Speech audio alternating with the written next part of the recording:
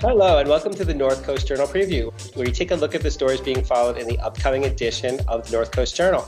I'm your host, Dave Frank, and I'm joined today by Thad Greenson, news editor at North Coast Journal, and Jennifer Famico Cahill, arts and features editor. Welcome, guys. How you doing, Dave? How you doing? Pretty good. Although there's so much crazy stuff going on in the news between the, January 6th commission and the unfortunate turn of events from the Delta variant and with COVID. It kind of, even though we got blue skies, it feels a little cloudy today. I figured we should just dive in. Thad, can you give us a quick update about how the COVID situation is reflecting in our own community here? Yeah, so I think, as everybody watching probably knows, our case numbers have been steadily increasing for some time now. The two big changes are last week, the Humboldt County Public Health Department recommended masking for all individuals in public indoor spaces, so even folks who are fully vaccinated. And that's due to, a growing body of evidence now that even fully vaccinated people can both be infected by the Delta variant, even though the vaccines protect against severe illness, but they can be infected with the variant, and then they can transmit it to other people. So that was, that's been kind of an alarming thing to watch unfold. And then the CDC, the Centers for Disease Control, yesterday kind of reversed their longstanding masking policy and are now recommending that all individuals mask in indoor spaces, regardless of vaccination status, for the same reasons. And their recommendation actually only applies to places that are either in high or substantial transmission areas. And so early this morning, I jumped online to crunch some data and see how Humboldt ranked as far as that goes. Turns out we are a very high transmission area from the CDC's criteria. And a couple numbers I just wanted to share with our viewers that I think are rather alarming and put what we're seeing locally into kind of statewide and national perspective. So the CDC tracks two criteria to kind of gauge the spread of COVID in an area. One is new cases per 100,000 people in population over the course of a week, and the other is test positivity rate. So the the percentage of tests taken that come back positive for the virus. And so for cases per 100,000 population across the United States, they're confirming about 119 per week. In California as a whole, it's 83 per week. So California is trending better than the rest of the United States. Humboldt County, over the last 7 days, 142 new cases per 100,000 population. So well worse than the nation and much worse than the state. Test positivity rate is kind of the same story across the United States. At 7.6% of tests taken are coming back positive. In California, that's 5.4%. In Humboldt County over the last week, 12.7%. So, yeah. And so I just want to kind of put that into context because I think Humboldt County likes to think that we're different and things happen differently up here. And in fact, we are a little bit different with COVID at the moment. Oh, we're different. That it is spreading a lot more widely than in other areas of the country and state. Just for context, not to put you on the spot, but I don't recall exactly the number. What was our goal when we were trying to open up our economy a few months back for our test positivity rate? It was obviously much lower than 12%. Yeah, I mean, I think they wanted to get it down below 4%. There was a point in time not too long ago when a positivity rate in the 5-6% range was seen as alarming. And, we're obviously more than double that now. Which is doubly alarming. Indeed. Well, thank you for keeping us informed and staying on top of this so that we can all act accordingly, take measures that we need to do to be safe and keep those around us safe. Absolutely. And I guess just one real quick last thing. I mean, I think that the emerging news about the Delta variant and the way it interacts with vaccinated people is not super alarming for the vaccinated people themselves. The vaccination is super effective against, protecting against death and severe illness. But where it gets really alarming is just the transmissibility aspect. And so, for instance, I'm fully vaccinated. I feel very protected against the virus, at least of getting seriously ill from it. I have a daughter at home who's not yet old enough to be vaccinated. So this new data about the Delta variant makes me very concerned about what I might bring home to her. And I think that's the way people need to think about it. Definitely. Well, again, thank you for the context. Let's pivot now towards your cover story, which is definitely much more upbeat and inspiring. I mean, Well, even though it's morbid in a sense, but yes, definitely more inspiring. Yeah, so the cover story this week is remembering Charlie Bean, who was a community fixture in a lot of circles, was a lifelong Humboldt County resident, and passed away recently due to complications of from an accident that he had decades ago. But he is widely remembered as not just a really fierce advocate for access and disability issues, but also a very, very kind man who just everyone seemed to adore and like and get along with, and was very much seen as not a divider, but a unifier, even as he was, fighting for funding, fighting for improvements to be made and things like that. So for folks who aren't familiar, can you tell us a little bit of background about his story, about how he came to the role that he played in our community, being an advocate? Yeah, definitely. So Charlie was born in Eureka and grew up out in the Hoopa area, and after graduating from Hoopa High, joined the U.S. Army, and at the age of just 18 or possibly 19, while he was still in the Army, he was in a motorcycle accident that severed his spinal cord and rendered him quadriplegic. And so, paralyzed from the waist down, he pretty quickly pivoted and kind of figuratively picked himself up and decided that he was going to change course in life, and went to College of the Redwoods to study accounting, and had a long career in finance, and then really kind of toward midlife really devoted himself to first just raising awareness about access issues. So notes in the story that he and his brother once took their manual wheelchairs from Blue Lake to Willow Creek on a trip that took them several days as kind of a publicity stunt to raise awareness of ADA issues. And then he really got involved in kind of the late 2000s in holding Humboldt County's feet to the fire of making ADA improvements. And Humboldt as a county is still woefully behind in bringing all of its programs and facilities up to ADA standards. And Charlie was really at the forefront of pushing Humboldt County forward. And I spoke to Tom Matson, the county public works director, who was kind of on the front lines of making sure a lot of these improvements are made and trying to scrap together the funding to do it and stuff. And it's really easy to imagine a world where Charlie being a very devoted access advocate, and Tom Matson, the head of a county public works department that is woefully behind in making these improvements, would have just an acrimonious adversarial relationship. And it was never that. He said that Charlie was just kind of relentlessly persistent in asking for improvements and pushing for improvements, but was always kind and was always understanding of the limitations, and was very much kind of a partner in this push of how to make things better. And he kind of relayed stories of Charlie calling saying, we really need to do this. How can I help? We really need to do this. How can I help you out? How can we make this happen together? I really enjoyed. There was one anecdote that Matson shared about Charlie, who for one thing, he would show up with treats for people, presents for people's kids, But whenever there were two ways to get to his office, and one was for Charlie because he's using a wheelchair, blocked because of a set of stairs, and he would go to that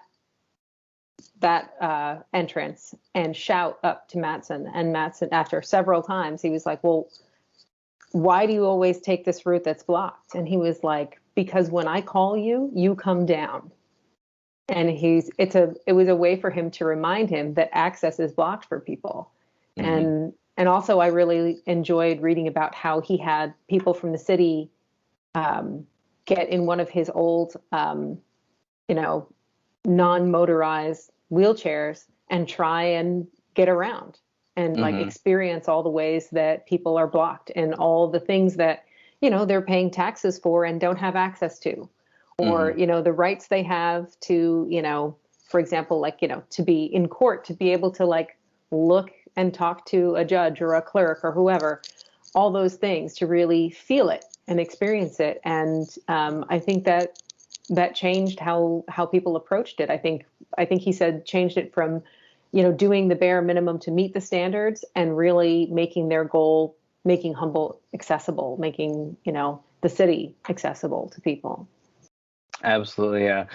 Tom Mattson said that, that speaking about that training where that Charlie put on for his staff, that Charlie was one of those people that really had the ability to make others change the way they see the world, and he felt like that really happened for his staff that day. A little anecdote that didn't make it into the story is that one of the public works staffers, I guess, was having a little bit of fun kind of hot rodding around in the wheelchair, according to Mattson, and tipped over backwards, like flat on his back. And Charlie laughed and laughed and laughed. So, Jennifer, you alluded to the importance, I think, of being like in front of the board of supervisors and being able to go to a platform where you could see eye to eye with the people you were speaking with. I thought that was I would never have thought of that, or at least I don't think I would have thought of that. But Charlie, when it said in the story that when he woke up each day and wasn't maybe feeling 100%, he would remind himself that there's always so much more work to do, and it would inspire him and it would get him going, and he would do things. Thad, can you tell us a little bit some of the things that we might notice around the community now to kind of remind us of the impact that he had here? Absolutely. Well, anybody who goes to the Board of Supervisors meeting will notice that up at the podium where people can address the board, there is now a ramp to a raised platform where a speaker in a wheelchair such as Charlie can wheel themselves up and pull the microphone down so they can speak into it and look at the supervisors eye to eye and say their piece. And that was entirely Charlie's doing. Handrails around the courthouse, ramps for access around the courthouse, lower desk at the lower desk areas at Human Resources Department in the county building, and I think a number of other departments. And then just as you were saying, kind of the being able to see things eye to eye and vantage points. Also, if you go to Humboldt Transit Authority bus stop in town, you'll notice that the schedules are a little bit low for people who are standing up, but that's because they want them to be readable for somebody in a wheelchair. It sounded like so many people had positive things to say. Any comments at all about feedback that you heard from other folks besides the city manager? Yeah, so I spoke to two people, Cindy Calderon and Lisa Maria Leon, both of whom worked with Charlie at Tri-County Independent Living or at CICA, which is the California In-Home Supportive Services Consumer Alliance, which is kind of a consortium of Northern California counties that are working towards making improvements to in-home supportive services. And both of them raved about Charlie in every possible way, from, as Jen alluded to, just kind of that coworker who would bring gifts for everybody on, like, not just Christmas, but like Valentine's Day and their birthdays, and bring gifts for their kids and homemade cookies and those kinds of things. But also just his dedication, and as you alluded to, he told Linda Stansberry in a story that she did for us on Charlie, or on ADA access stuff back in, I think it was 2016, that he would wake up in the mornings depressed, and that was just kind of a daily thing for him. But then he would think about kind of all the work to be done and all the people he could help, and that really gave his life purpose, and he just poured himself into it. And they talked about just how tireless he worked, and how much it was always about the consumers. It was always about the clients. It was always about the people he was advocating for, and how willing he was and eager he was to talk to them at every turn. And so I think it was Lisa said that, when they were working together at Tri-County Independent Living, consumers, they call them, clients, would come in to the main office and kind of ring the doorbell or ring the service bell. And it wasn't Charlie's job, but he just so enjoyed talking to them. He would race down the hall to go meet them, to hear their stories and hear from them. And the other thing they both talked about is just how much pain Charlie was in, kind of on a daily basis, especially late in his life, and how they could kind of tell because they were not only his coworkers but good friends, but he just never let on and never let it slow him down. And Lisa also told a story about how he did he was kind of a pioneer in putting on a fundraiser for Sequoia Park to make ADA improvements to trails and stuff. And he actually wound up hospitalized just a couple days before the event. And he was so kind of passionate, he convinced his doctors to release him from the hospital so he could attend the fundraising event, and then he would be readmitted right afterwards. So those are just kind of a few stories that show just his dedication and how he really found purpose in his life by trying to make things better for people around him, which is, I think, is just a model for us all to follow. Definitely. Well, thank you so much for covering this. And there's more information in the article about how to, give memorial service before the memorial service. So check it out if you're interested at all, anybody. How about you, Jennifer? What is going on this week in the Arts and Features beat? I'm glad you asked, David. Because I know there are people out there who are struggling with the two warring impulses, which is breakfast for dinner or Chinese food. Wendy Chan is here to save you from this dilemma with tomato and egg stir fry. I know what you're thinking. You're just thinking, well, tomato and egg, ketchup and eggs. I defy anyone who rails against ketchup on eggs to hate this dish. It's amazing. It's a very kind of homey comfort food dish. And in fact, I think there's only one place in Humboldt County that serves it on a menu, and it is the quote unquote secret menu. Is it a secret menu if it's printed and says secret menu at the top? At Szechuan Garden in Arcata. And which, you know, when I told my mom, they have a secret menu that says secret menu, and she was like, they're just messing with white people. And I was like, well, maybe. But anyway, but the reason it's on that menu is because it's a real like homey dish. It's something your mom makes you.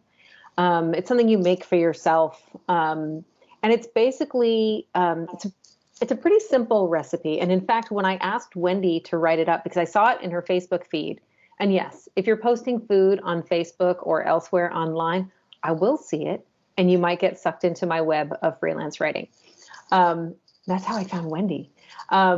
Anyway, so she had this posted picture of this gorgeous plate of this sort of soft fried scrambled egg with fresh tomatoes cooked with a very saucy red sauce and some scallions on top. And it's got fresh garlic that's thrown in just at the very last minute of cooking to be really bright and fragrant. And you eat it with a bunch of rice, and it's just so soothing, and it hits all those flavor spots, right? Because you've got your eggs and your tomatoes, which both bring that umami flavor. It's got a little bit of ketchup in it, which I know people have feelings about, like, well, that's not traditional China. Shut up. China's old. Let them do what they want.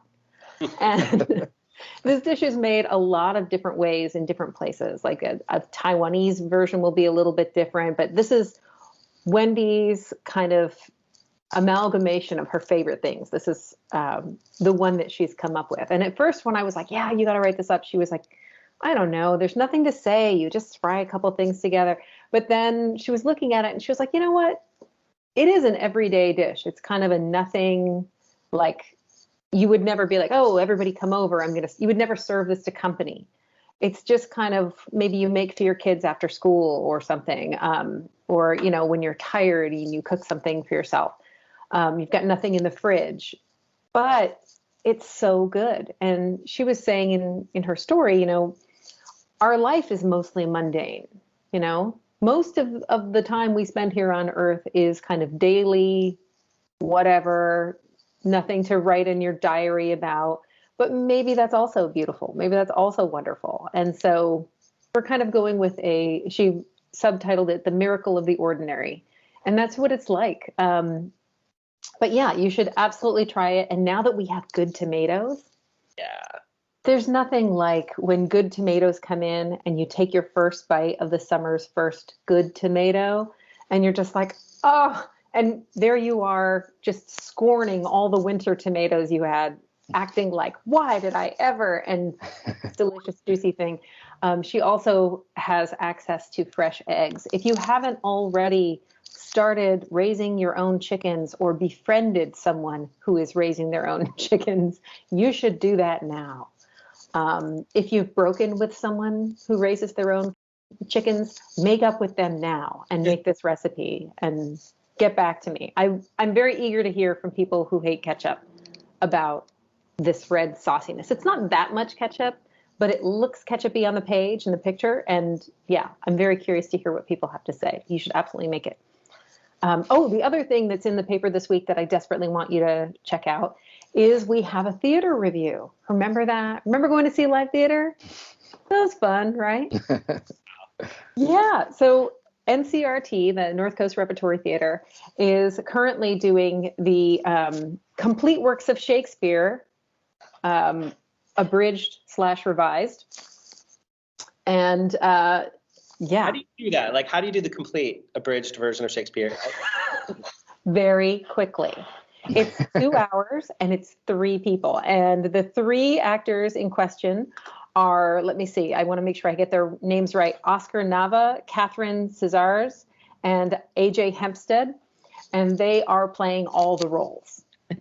Okay. In some cases, they sort of looked and were like, okay, the comedies all kind of start with a misunderstanding, come up with a bit disguise, and then end with a wedding. Let's just mash them all together. And so they do kind of all the comedies at once. They try to do all the histories at once. They realize they've forgotten Hamlet. They got to go back and do Hamlet. And they get it all crammed in with 3 people playing some 1,000 parts. And Pat Bitton has a review of it this week. And interestingly enough, NCRT has, under these current COVID conditions, reduced to 50% capacity. You can only buy tickets online. There's no sales at the door. You need to produce a proof of vaccination or recent negative COVID test. And there's masking and potting away from people while inside the theater. And this coming week, they're going to be mounting Hamlet, which they were about to run when COVID shut down everything. And so a year and a half later, all those actors who have kept their chops up and kept their lines memorized are going to finally have it on stage. As long as we don't screw this up and end up in a lockdown again. Do not do that to these Hamlet people. Theater people will come get you. So just wear your mask and whatnot. Follow the grudge. Yeah, theater people don't forget. They remember everything. Not just the reviews. So next week I'll be having David Jervis will have a review of Hamlet. So it's Shakespeare, Shakespeare, Shakespeare. This is fantastic. I actually might check it out. I've been itching, so thanks for the lead on this. Hopefully other folks are going to check it out too. Yeah, hopefully so, and safely. Yeah, as long as we could. I like the whole vaccination idea. That actually might work. Like checking people. Like even though we don't want to be forced into it, I think that's what gets people into. This is how we get nice things. Yes, exactly. Mm-hmm. Right on. Well, thank you both. This is about all the time we have for this week. North Coast Journal is on newsstands now. Pick one up. Stay informed. Also available online. Thad, Jennifer, till next week. Take care. Thanks, See you Dave. next week.